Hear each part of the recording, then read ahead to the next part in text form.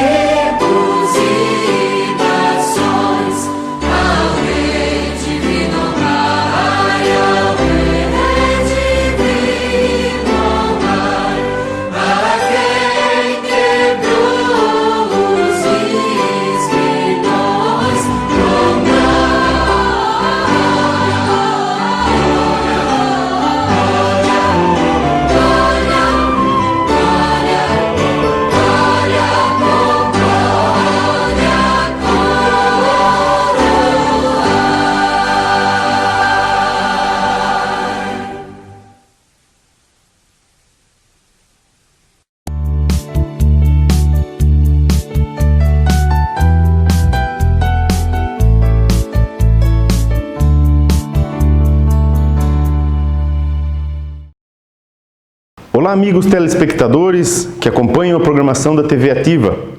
É com muita alegria que, mais uma vez, nos achegamos a teu lar, pedimos licença para adentrar no teu lar e convidamos a você a abrir a palavra de Deus, abrir a sua Bíblia, para nós estudarmos um pouco mais a palavra de Deus. O tema de hoje é salvação pela graça. Eu convido a você que tem a sua Bíblia, que pode me acompanhar, para abrir a sua Bíblia no livro de Efésios, no capítulo 2.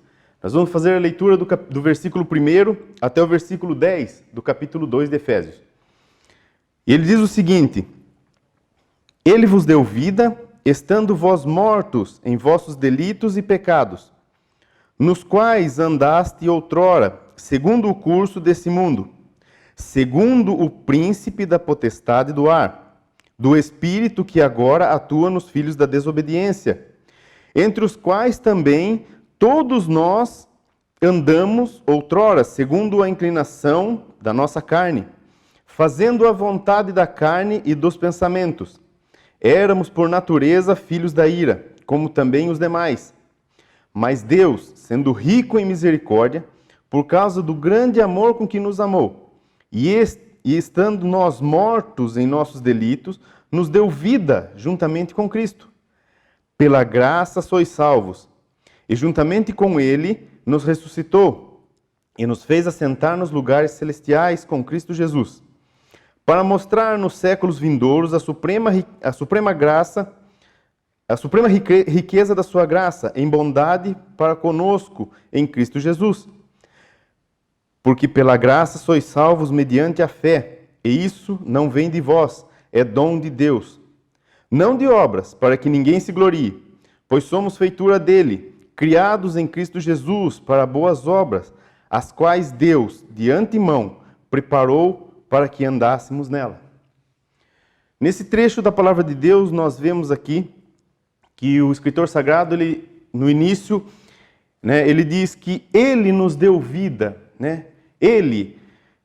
Deus nos deu vida, estando nós ainda mortos nos nossos delitos e pecados. O que são os delitos? Os nossos delitos, os nossos pecados. O delito é uma infração cometida contra um preceito ou uma regra estabelecida. Então, os nossos delitos, as nossas infrações contra as regras de Deus, contra aquilo que Deus estabeleceu, nos afastavam de Deus. Nós estávamos como mortos, os nossos pecados. O pecado ele é a transgressão da lei divina, a desobediência, o fracasso moral, a iniquidade. Então, em todos esses aspectos, nós estávamos mortos para Deus. E ele aqui no versículo 1, ele diz que Deus nos deu vida. Ele nos amou de tal maneira, o Senhor Deus, na sua suprema misericórdia, na sua grande misericórdia, ele nos ama de tal maneira que ele nos dá vida. Ele vê ali a condição do ser humano que não tem condição por si só de deixar o pecado, de se salvar do pecado, e ele então nos dá vida, mesmo nós ainda estando mortos em nossos delitos. E o versículo 2 ele diz: nos quais andaste outrora, segundo o curso deste mundo, segundo o príncipe da potestade do ar, do espírito que agora atua nos filhos da desobediência. Quem é o príncipe da potestade do ar? Quem é a vontade da carne que nós fazíamos anteriormente? Nós andávamos segundo a vontade da nossa carne, estávamos de acordo com aquilo que o príncipe da potestade do ar, aqui como figurando Satanás, nós estávamos cativos ali, na nossa vida cativa em Satanás. E quando nós falamos de salvação, a palavra salvação, ela remete a um livramento. Se nós precisamos ser salvos, é que nós estamos correndo algum perigo. Se nós necessitamos de uma salvação, é porque a nossa vida ou algum aspecto da nossa vida ela corre algum risco. Então, é nesse sentido que o Senhor ele vem e nos dá a salvação, ele nos oferta a salvação através de Cristo Jesus. E ele vem e abrange ali a salvação para todos aqueles que aceitarem o sacrifício de Cristo. Nós pregamos a Cristo crucificado, mas acima de tudo nós pregamos a Cristo ressurreto, o Cristo que ressuscitou no terceiro dia e está sentado à destra do Deus Pai.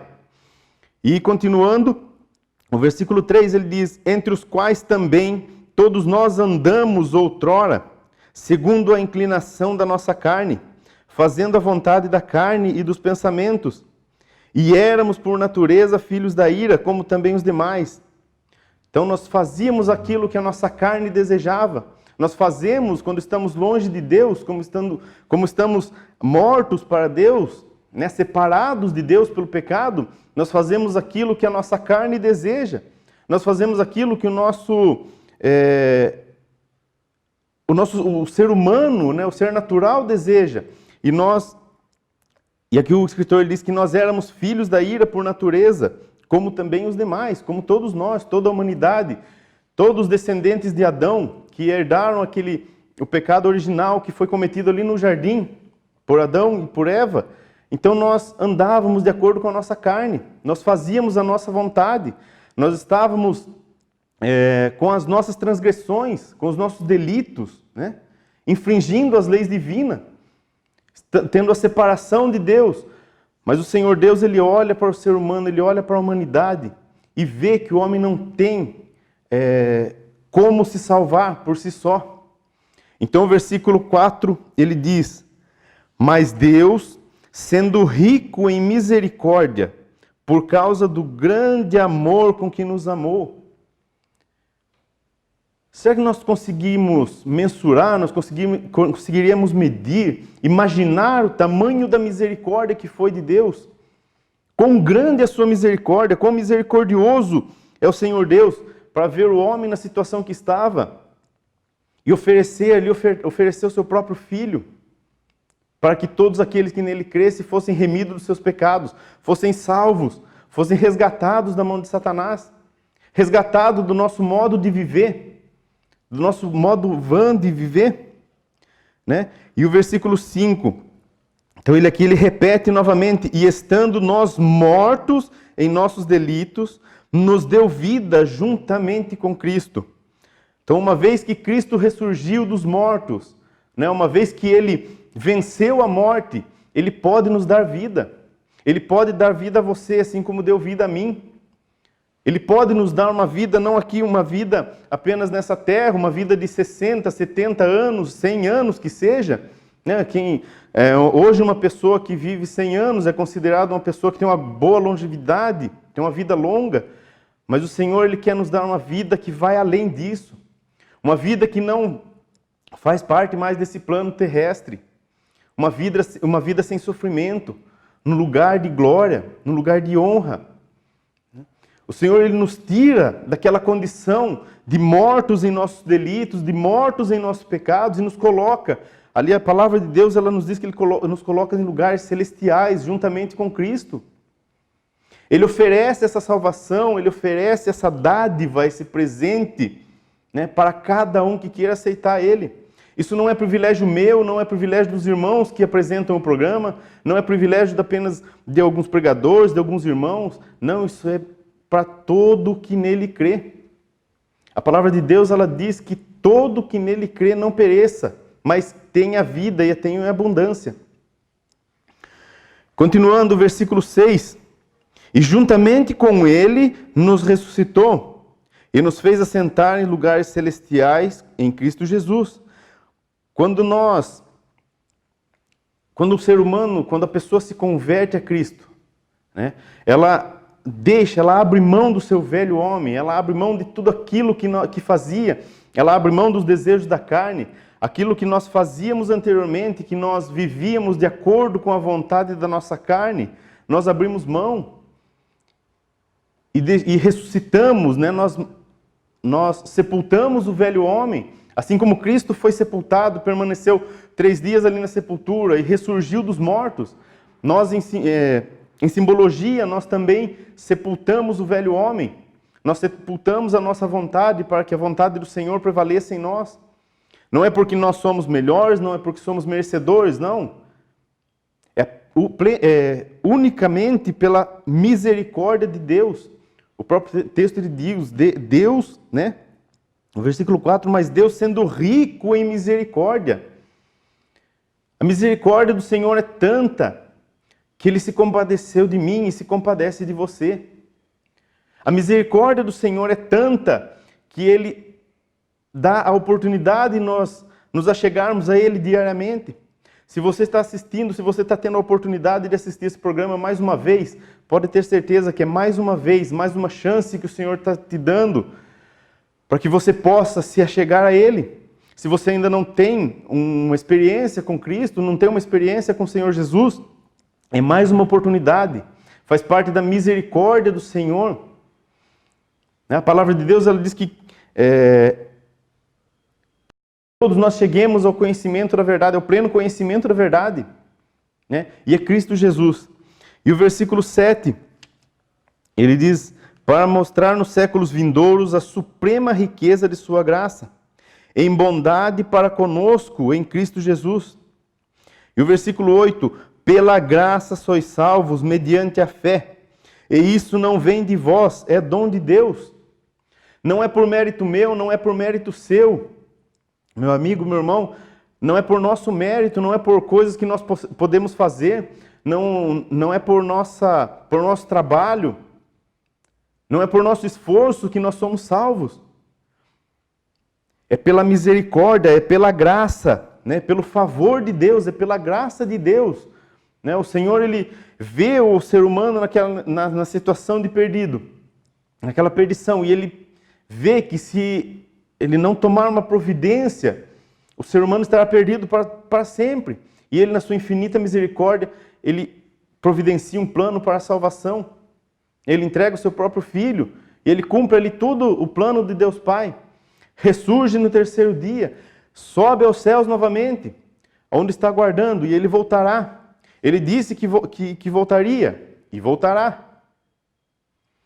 E nós somos salvos pela graça. E por que nós somos salvos pela graça? Por que eu não posso fazer nada para a minha salvação? Por que você não pode fazer nada para a sua salvação? Né? Nós vamos ver a resposta no versículo 9. E ele diz assim: não de obras para que ninguém se glorie. Eu não tenho do que me gloriar da minha salvação. Eu não posso chegar para você e falar: ó, eu sou salvo porque eu me esforcei. Eu sou salvo porque eu frequentei a igreja todos os dias. Eu sou salvo porque eu fiz uma penitência. Nós não temos desculpa, né? E também cabe a justiça de Deus, porque se a salvação viesse por obras, existem pessoas que têm condições melhores do que outras, então seria injusto. Muitos não poderiam alcançar a salvação devido às suas condições financeiras, às suas condições físicas, muitas vezes. Mas Deus, Ele provê então um jeito que todos, sem acepção de pessoas, sem escolha, sem diferença, que todos possam ter acesso a essa salvação.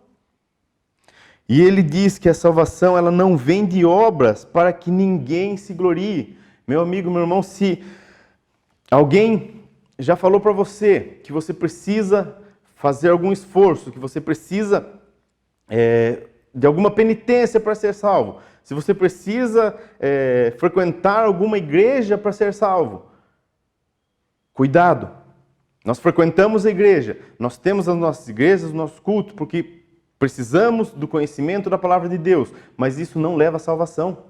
Isso não nos traz a salvação. O que nos traz a salvação é o nosso reconhecimento, o reconhecimento que nós somos pecadores, que nós estamos perdidos sem o Senhor, que nós estamos perdidos sem o sacrifício de Cristo Jesus, que nós somos falhos, nós somos pequeninos.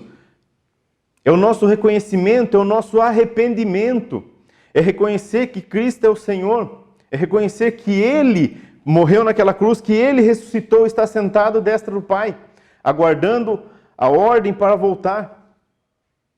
E Ele voltará. Esse é o esforço que nós temos que fazer. Temos que abandonar a nossa velha natureza, mas através do reconhecimento, através do arrependimento e reconhecimento que Cristo Jesus é o Senhor.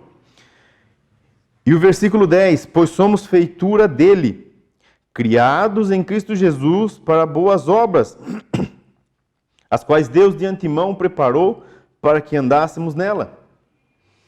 Aí nesse momento parece que há uma pequena contradição, né? No versículo 9 ele diz que não vem de obras para que ninguém se glorie. E o versículo 10 ele diz que nós somos feitura dele, criados em Cristo para boas obras. As boas obras que Deus prepara na vida do cristão, as boas obras que Deus prepara na vida dos seus filhos, são para mostrar o efeito da nossa fé. É através das boas obras que nós demonstramos a nossa fé, que nós demonstramos a nossa mudança de hábito, né? A palavra de Deus, ela diz que tem que haver uma transformação, tem que ter uma diferença. Se eu fazia alguma coisa que desagradava a Deus, eu deixo de fazer. Agora eu tenho que ser nova criatura. Nós sepultamos o velho homem e ali renasce uma nova criatura. Renasce um novo ser, agora espiritual, de acordo com as exigências de Deus, de acordo com as características de Deus, e nós vamos adquirindo as características, né, que seguem o padrão de Deus, o padrão de Cristo, com o passar do tempo. E nós vamos praticando as boas obras que o Senhor vai colocando no nosso caminho, para nós podermos crescer, para nós podermos nos aperfeiçoarmos, para nós podermos ficar quanto mais parecidos com Ele. Né? E Ele diz aqui que o Senhor preparou as boas obras para que nós andássemos nela. Nós temos as boas obras, sim, mas não de forma alguma ela traz a salvação.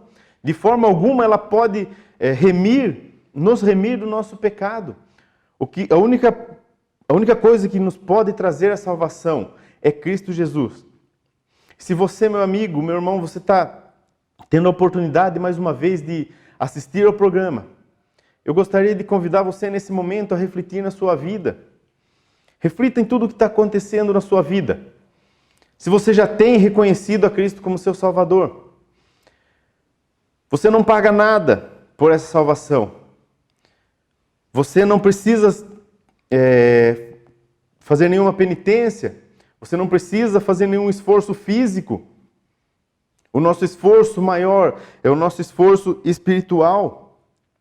A palavra de Deus, ela diz que a nossa luta não é contra o sangue e contra a carne, mas contra os principados e as potestades.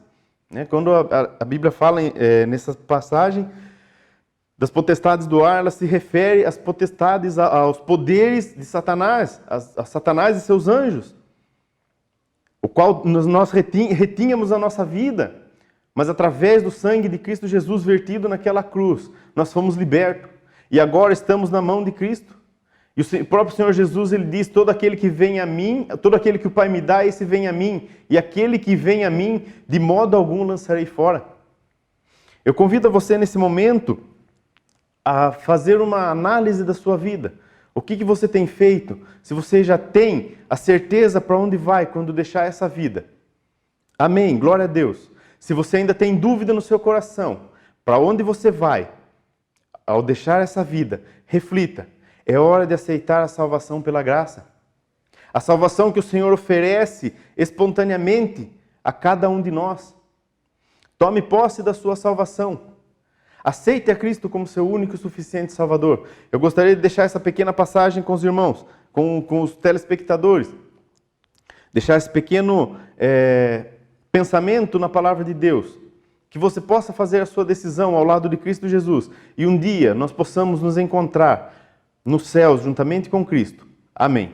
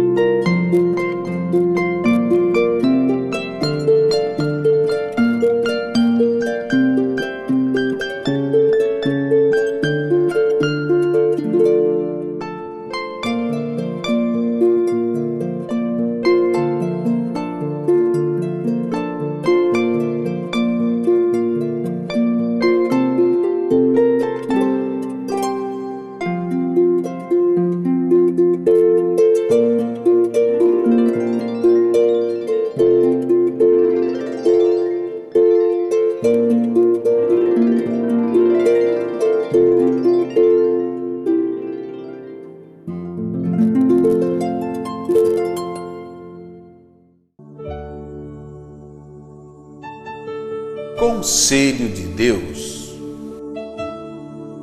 Gostaria de convidar você a fazer mais uma leitura, agora o Conselho de Deus, no livro de 2 Coríntios, no capítulo 5, a partir do versículo 18, nós vamos ler até o versículo 20.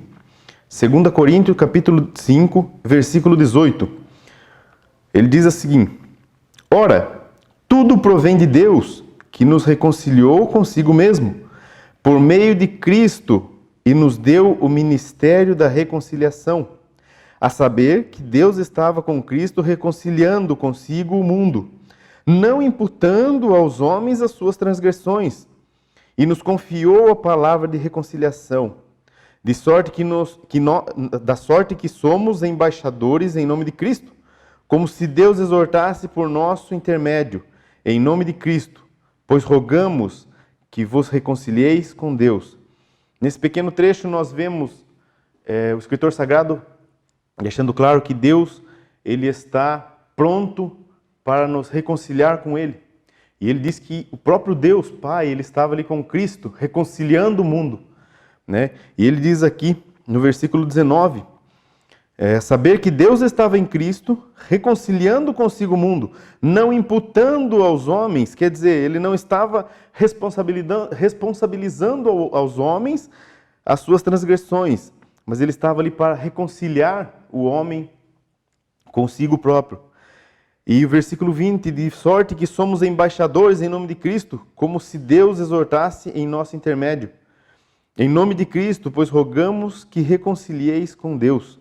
Nós somos embaixadores, nós somos representantes, né? O embaixador, quando nós temos ali os embaixadores dos países, eles são representantes daqueles países.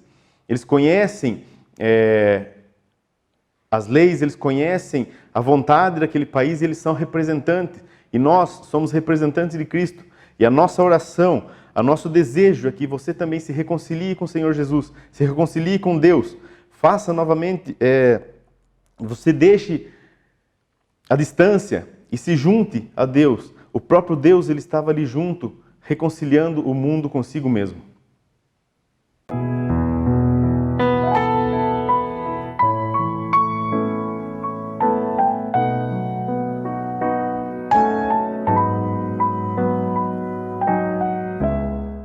Muito bem, chegamos ao finalzinho do programa O Viver é Cristo, num momento muito especial em que nós vamos orar a favor dos nossos telespectadores e também aguardamos que você passe o seu zap, o seu nome, para nós colocarmos o seu nome em oração, o nome da tua família, dos teus familiares ou dos teus parentes, amigos, em oração. Você pode passar no zap e passar o nome para nós. Nós vamos ter o maior prazer de estar orando a favor dos nossos telespectadores. E nesse momento, então, Eduardo vai nos encerrar o programa orando a favor dos nossos telespectadores que nos assistiram no programa de hoje, né, Eduardo? Sim, vamos orar então.